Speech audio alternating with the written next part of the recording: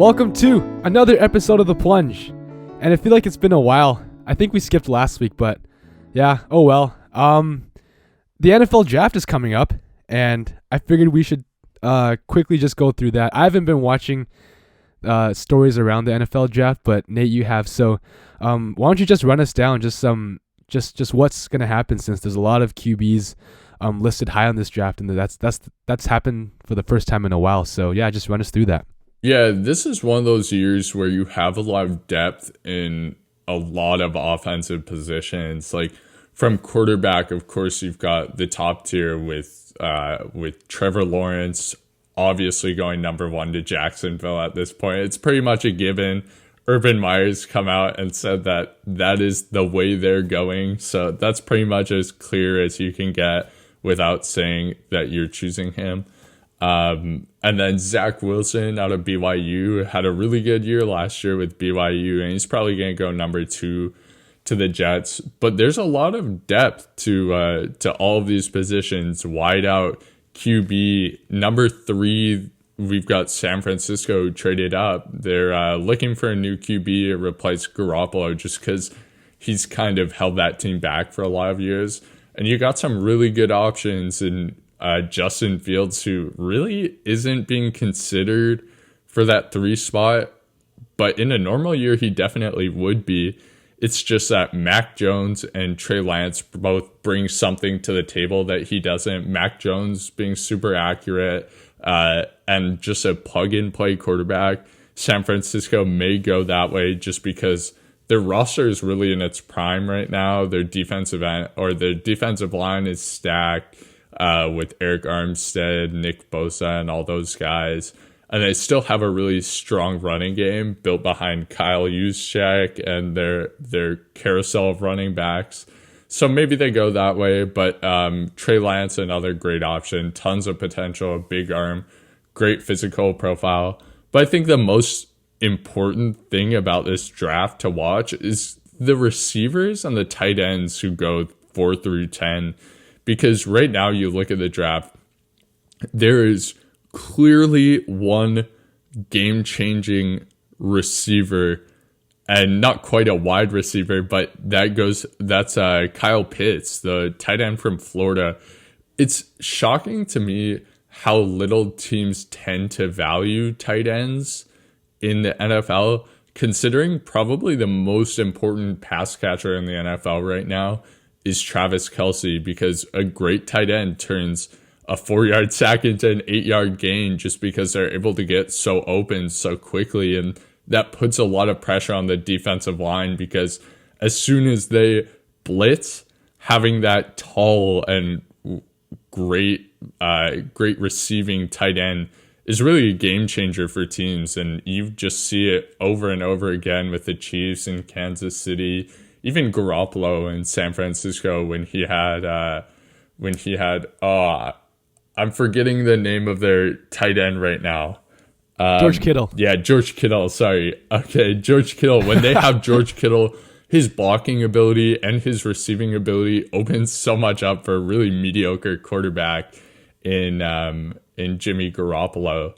And I think Kyle Pitts will be a great pickup for wherever he goes, whether that's Atlanta, Cincinnati with Joe Burrow, Miami with Tua. But there's a lot of great receivers in this draft too. Jamar Chase is probably the top. Devontae Smith, great route runner, Heisman winner. And then Jalen Waddle, who is on the same team as Devontae Smith, he's more explosive. He runs his routes well, and he's just a smart player. I think it should be a really interesting draft. I think you'll see a surprise in one quarterback falling back. Right now, it's kind of predicted to be Justin Fields, and maybe he falls all the way back to the Patriots, and the Patriots pair him with all their tight ends that they've signed and the big moves that they've made this offseason. But I think this draft is so important for teams like Miami, Cincinnati, and the Patriots, all within the top 10 there, because they do have solid cores and they could really move up if they make the right decisions, whether it be a pass catcher or a new quarterback. And so it'll be really interesting to watch how this plays out on April the 29th. Should be a very active trade night too. And it should just be a fun night to be an NFL fan again. Yeah. Yeah, it'll be very interesting because there's a lot of fluctuation between after the one spot. So yeah, that'll be very interesting. Let's move on to just some quick hitters in the NBA. There's just been a lot of injuries of recent. So let's just alternate with each player who has gone down with an injury. So let's just start with Jamal Murray. Obviously is out for the season with the torn ACL. That obviously sucks for the Nuggets. So how does this impact Denver? Because I know, of course, there was Bubble Murray last year, and we all noticed that. But the Nuggets have won 4 straight ever since Murray was injured. So is this sustainable? I don't know. But what are your thoughts about that? It's really devastating because you look at the standings right now, and I'm going to go out and say most likely the Lakers are finishing with that 5 seed just because Dallas has not been great and Portland's really struggled lately. And a 4-5 matchup with LeBron coming back into the fold and AD coming back into the fold, maybe not 100%, that would be a possible upset, a really surprising but possible upset if Jamal Murray was playing, because Jamal Murray, obviously Bubble Murray, playoff Murray, who knows if it's Bubble Murray or playoff Murray. I guess we would have seen that this year. And Aaron Gordon to match up with LeBron, it would have been really difficult for that team to build the chemistry to come and play against a team in Denver who's really been healthy all year aside from this. But now with Murray going down, it is devastating to this team because you're looking at a first round exit this year, and then it's all about rehabilitation. But there are a lot of teams who are rising in that Western Conference still. And even though your window seems large right now, a lot of teams are going to maybe come up and surpass this Denver team over the next few years. So every year was really important, and I would have loved to see Jamal Murray and Nikola Jokic play that 2-man game in the playoffs with Aaron Gordon adding extra dimensions to this team, just in his backdoor cutting, in his chemistry overall with Nikola Jokic. The Nikola Jokic, Aaron Gordon pick and roll is really fun to watch too. Yeah.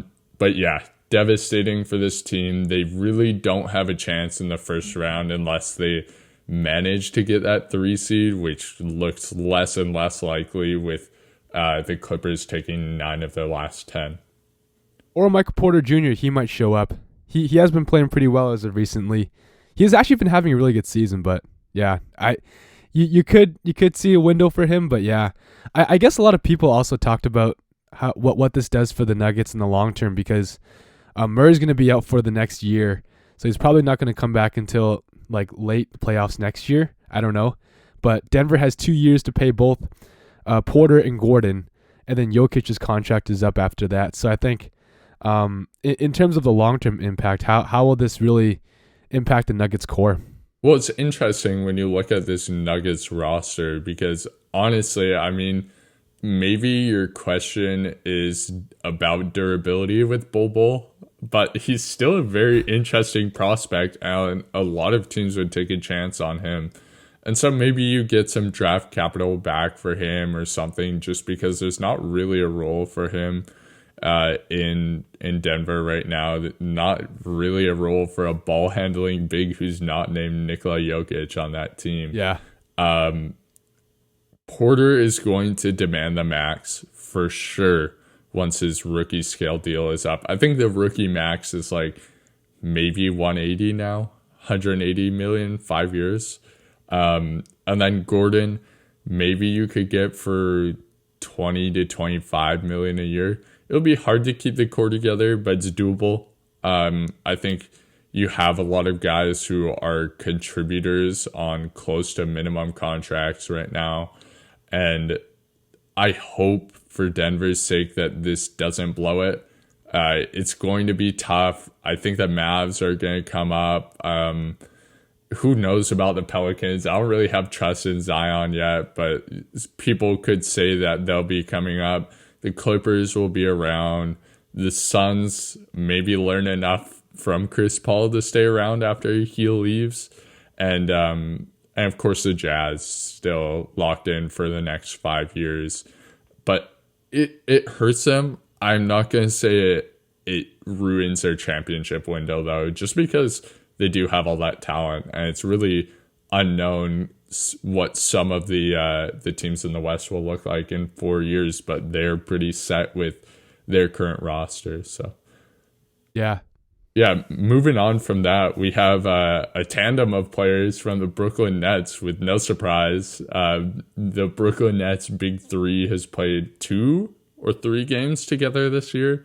Just can't get healthy at the same time. But KD comes back from his calf strain, and he is injured on a knee-to-knee contact. It's a knee contusion, maybe out a week. He's monitored on that day-to-day. And then Harden had a huge setback on his injury. It was reported that he's back to square one. With the playoffs coming up in about a month's time now, what do you see happening with this team, and how are these injuries going to impact their postseason success? Yeah, it's tough to tell, because you need, like, if you're of course going for championship aspirations here, you need at least 2 out of the 3 guys to be 100% healthy. Like, you could say, okay, Irving and Harden could be 100%, KD could be 85. That should be enough to win your chip, in my opinion. But you know, it is tough to tell. But when it comes to the playoffs coming in 1 month, Harden having a huge setback on his hamstring, I think a hamstring injury is actually pretty sketchy too. But I think it is tough for them, because I don't really think chemistry would be a huge problem for the big three, just because any 3 of them can take the ball. And I actually really think the role players on the Nets have really meshed together, and they've really stepped up their game this season, knowing that there's been guys injured throughout the season. Like guys like Bruce Brown, Landry Shamet, and TLC, they all been hitting good shots. Joe Harris, of course, is your most consistent player this season, shooting almost 50% from 3, which is crazy. Even Jeff Green, like, he's had a revitalization of his career again, but this time in Brooklyn. And I think, and even Nick Claxton too, he's been a very important rim protector for them. It really depends on these role players, because you know what you're going to get out of your big three. But I think it's really just a matter of consistency. And like, now that I think about it, it's like, yeah, how long can these guys have before they can get into actual game shape? And I think the first round is going to be a tough round to get through, because I don't think Harden or KD will be 100% once the first round comes around. And when you look at the standings in the East, you can probably get by one of the teams who win the play-in or whatever. But it is tough. But I think the role players have been at a good enough level where you can probably trust them to get through the first round of the playoffs without 2 or 3 or 1 or 2 of your big 3 guys. But yeah, it is tough for them, but I think they'll be okay. It is interesting to me to see, Harden played such a kind of a slow, methodical game when he was in Houston. He dribbled the ball for 20 seconds every possession and ISO'd and put up a shot. And it is interesting to me because he's changed his play style so rapidly, where he's a quick driver and he kicks to his teammates and he cuts. Like, man, I'd never seen James Harden cut before when he was in Houston. I think he used to cut when he was in OKC, but to see him kind of get used to those movements again, like, I did envision that his hamstring injury was kind of precautionary. They didn't have the big 3 playing, so they were just trying to stay afloat and keep guys as healthy as possible. But I'm starting to think maybe it's a change in play style that's really affecting him, where he's not always kind of functioning in those slow moving sets anymore. He's moving faster. He's pushing his body in ways that he probably hasn't in a while.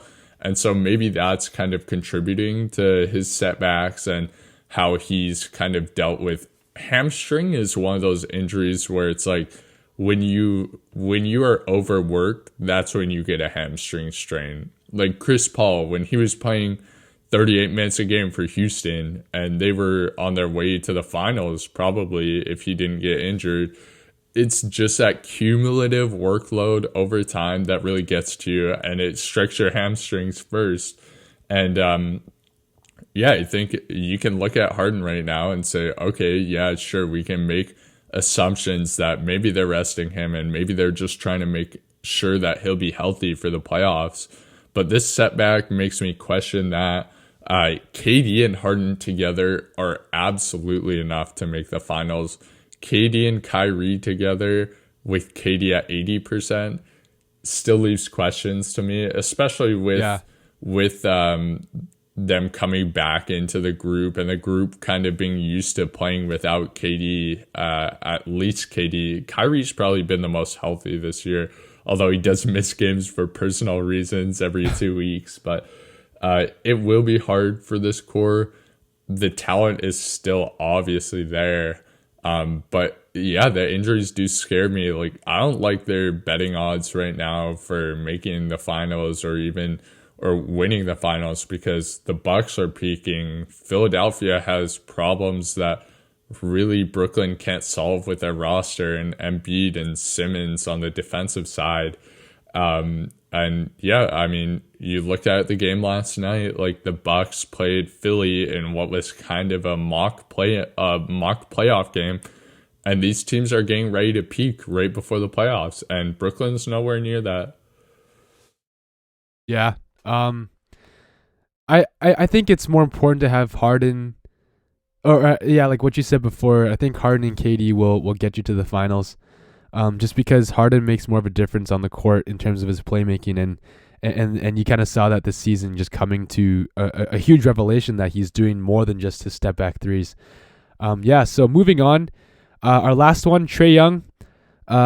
It was a scary injury the other day, but I think reports say that his injury isn't as bad as people thought, or even it wasn't as bad as it looked.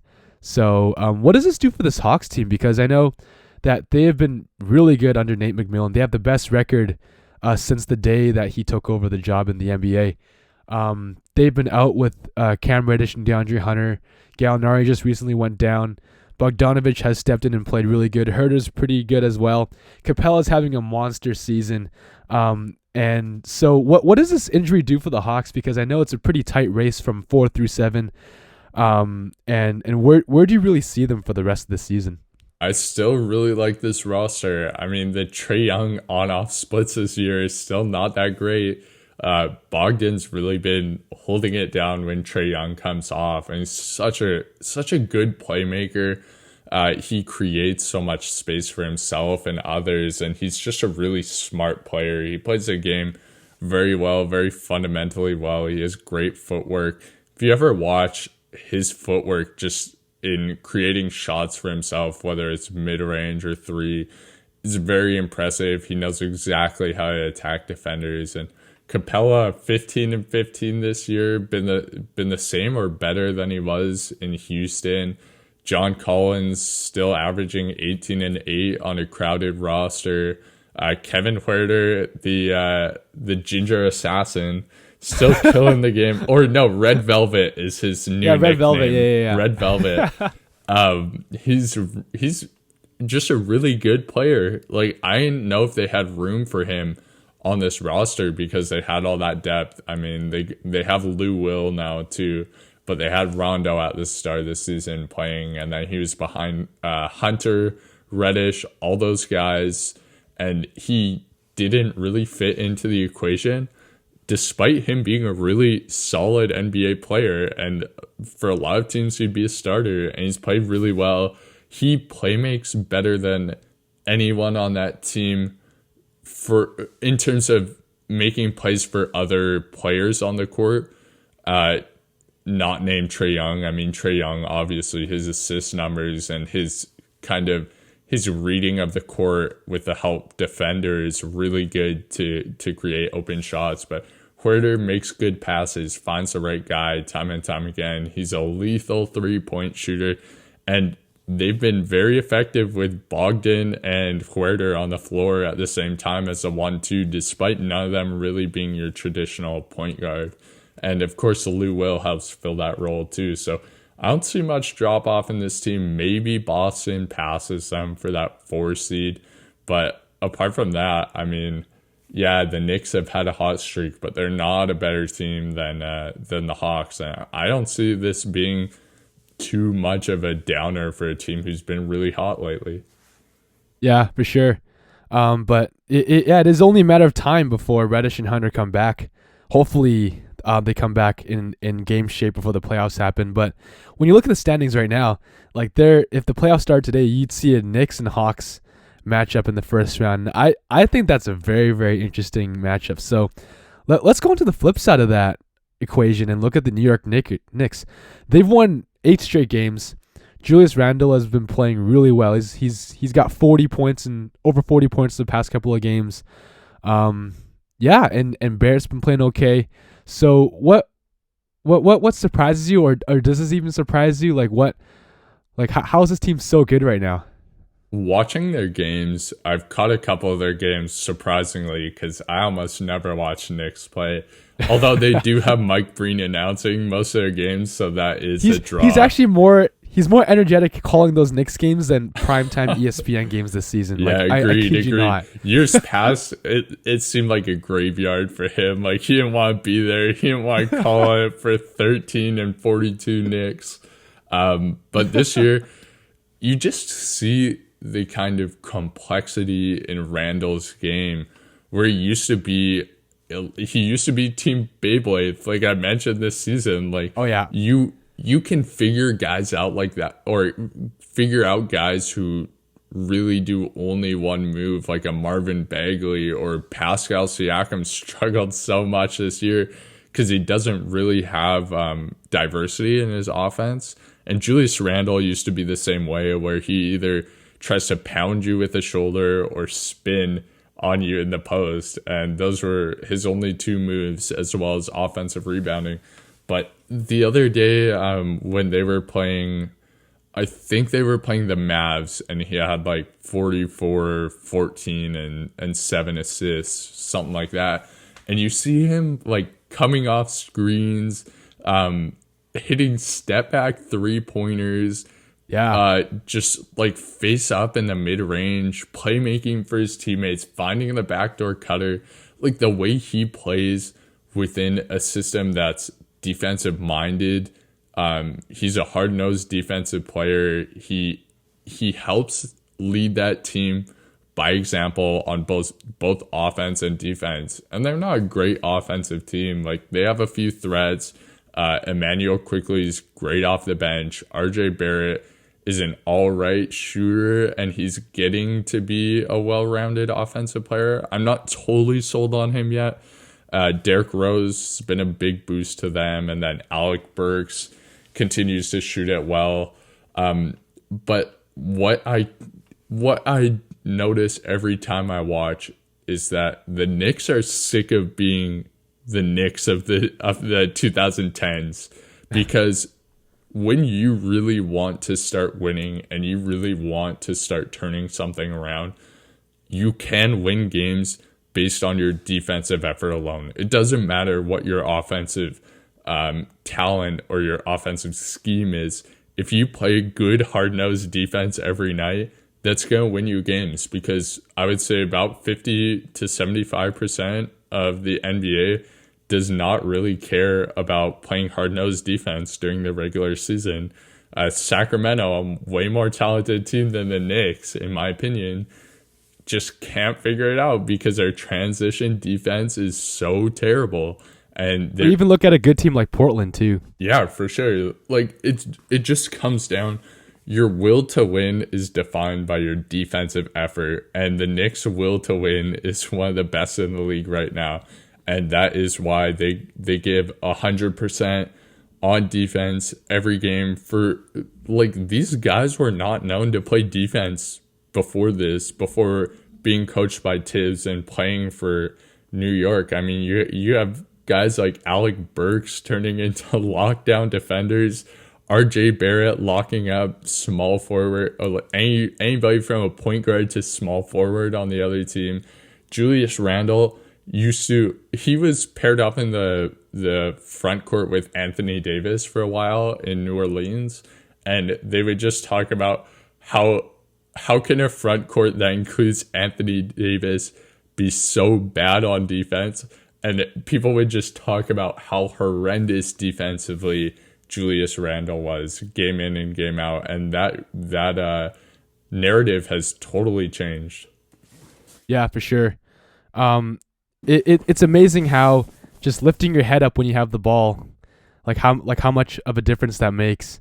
And he's shooting the three really well this season, and I'm surprised that actually most defenders actually don't close him out that well on the 3-point line, because he's shooting 41% right now, and I think that's a huge thing for the Knicks offense, and it spreads the floor.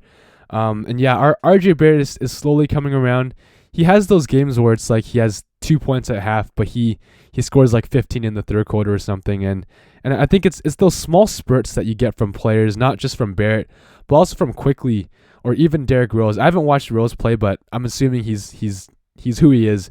But yeah, it's all their guards that have the ability to put the ball on the floor, who can shoot the ball at a reasonable rate.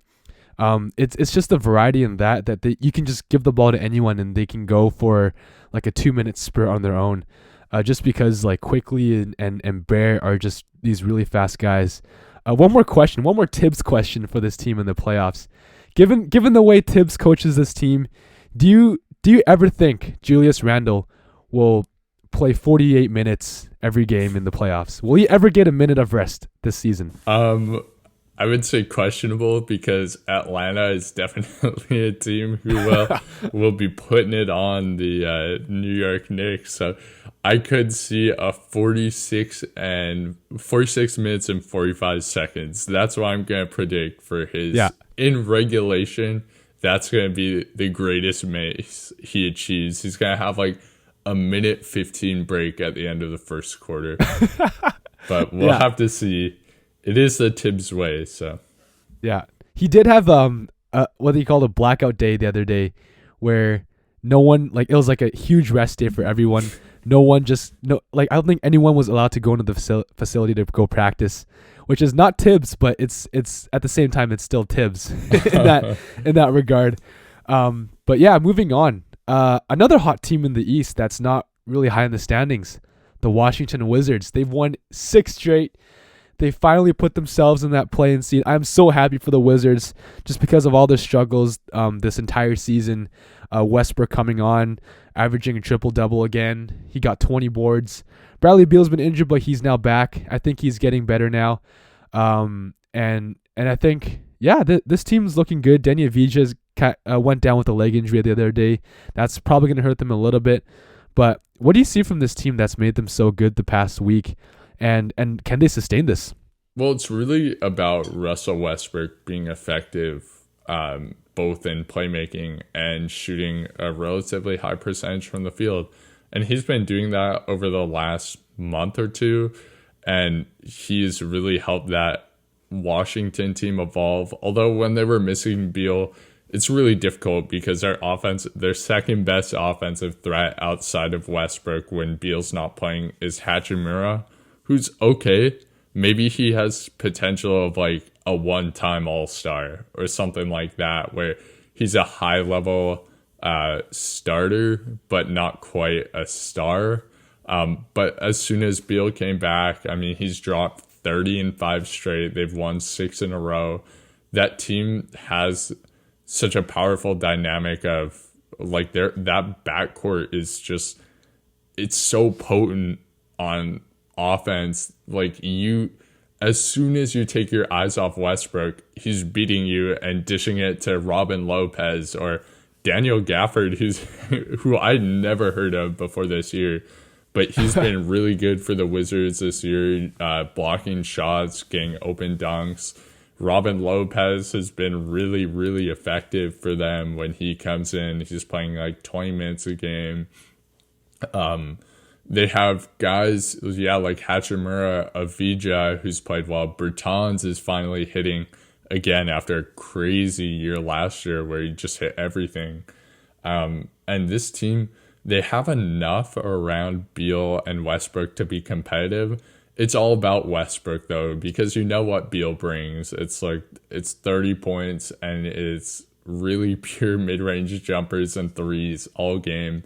But when Westbrook's on, when he's facilitating, when he's running the break, that team is a really tough team to beat. And they are going to, if they get into that 8 seed, which I think they might, or if they win the play-in tournament, it's going to be really tough for Philly to play them in a 7-game series just because they come, like, Westbrook takes no nights off.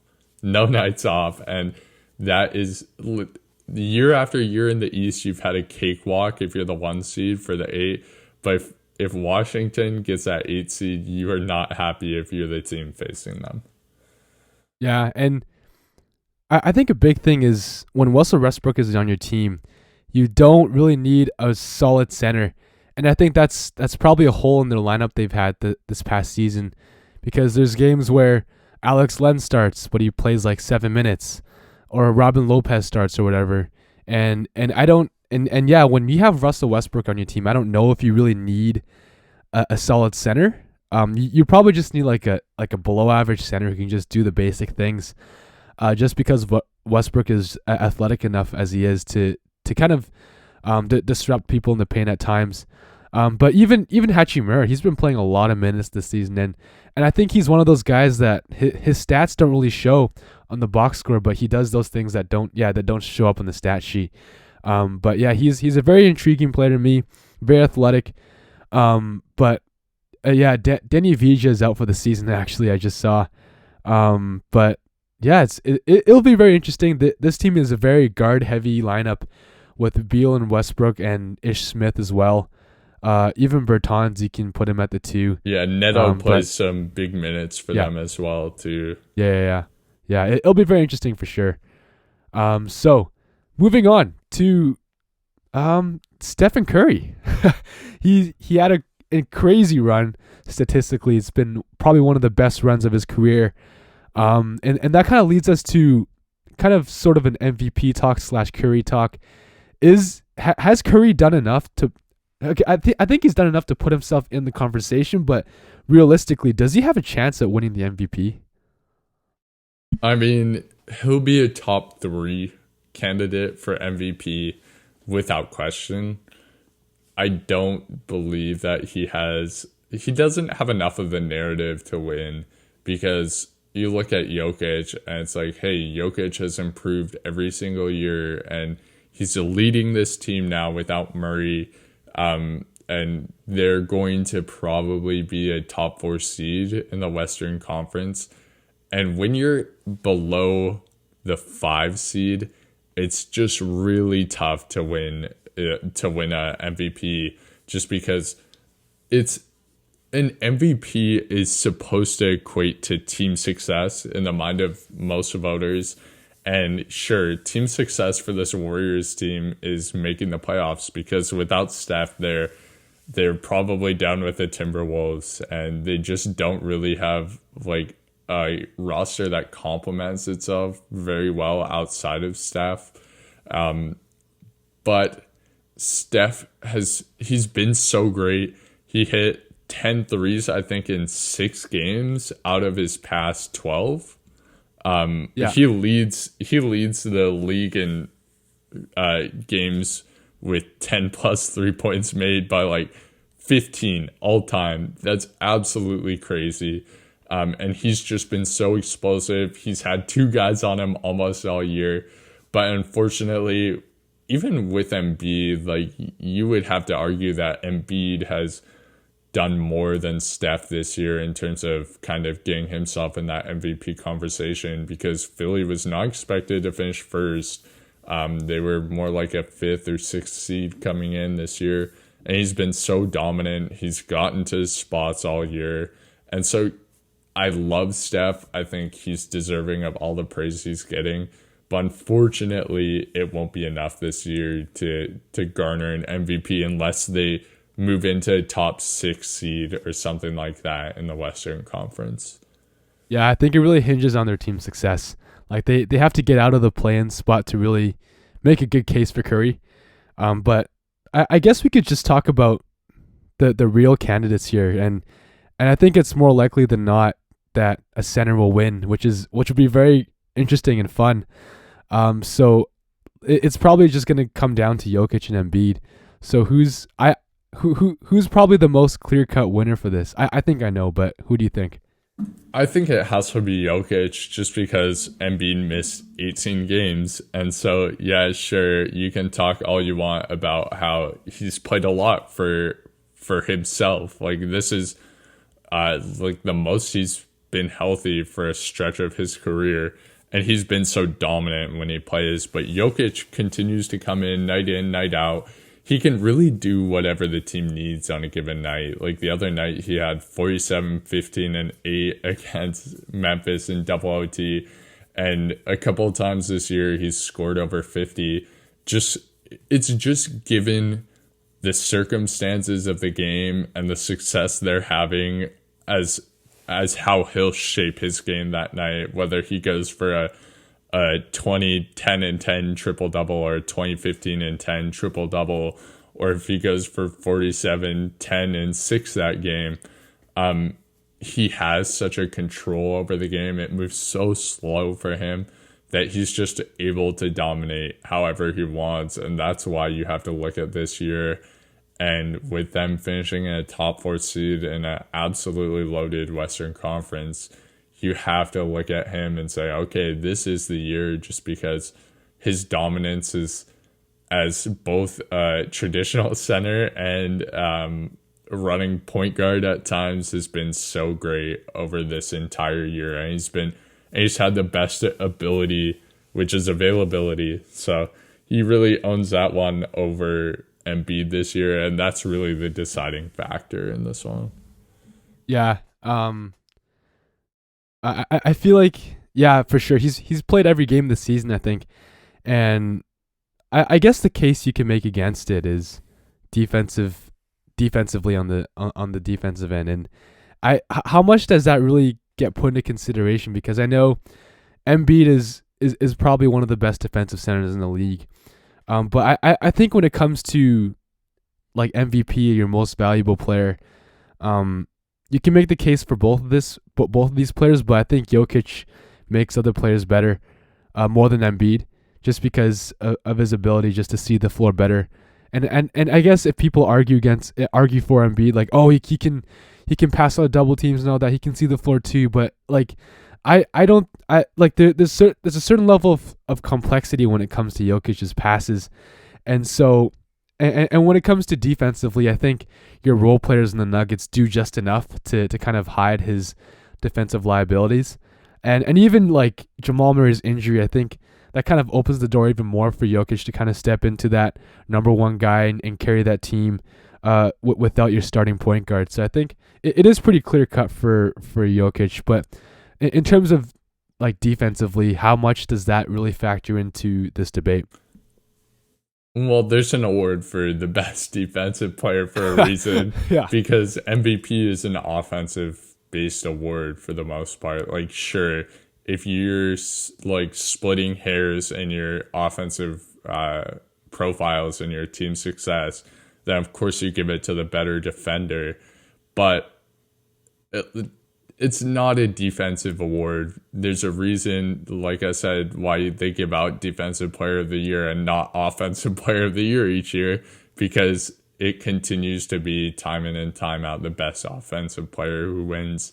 And so, yeah, you can comment on it. I don't think that Nikola Jokic is really a defensive liability. He's a reasonable rim protector. He's smart enough to not get killed on the switches, and he doesn't take away too much from Denver, and he does help lead them from a team defensive standpoint. So he does enough that when their offensive profiles and their games played are so kind of, there's a big enough gap between him and Embiid in those regards that you have to say, okay, sure, yeah, you can comment on Embiid probably being in the Defensive Player of the Year conversation, but that's not enough to close the gap, in my opinion. Yeah, for sure. I think it's gonna be Jokic for sure. So yeah, I just realized we missed a key injury back in the earlier part of our pod, and it's Donovan Mitchell. But I don't really know if there's that much to talk about since it's the Jazz. But because it's your favorite player, any thoughts on Donovan Mitchell's injury? Does this do any impact for the Jazz? He's been so explosive, like incredible. He had the best stretch of his career, the 20 games before he was injured. I hope he comes back and plays the same, and I hope this Utah team can keep excelling and really show up in the playoffs like I expect them to this year. So not going to comment too much on that. I'm excited that he'll be back in about a week's time, hopefully, if there's no setbacks. And man, he is such a fun player to watch. Go and watch Donovan Mitchell. Like when they were playing the Suns 2 weeks ago now, you watch Devin Booker and you watch Donovan Mitchell. It's not really a doubt in my mind who the more enjoyable player and effective player is to watch, and of course for their team.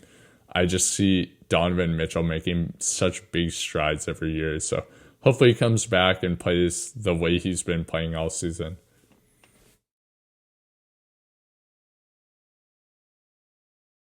Oh yeah, I just want a small market team to win the NBA Finals this year. I think it's time. Enough of the Nets and Lakers stuff. But yeah, that does it for this week's this week's edition of the pod. The NBA playoffs are coming soon, so we'll for sure cover a lot of that in our reactions to probably a lot of drama in the playoffs. So yeah, until next time, we'll see you later.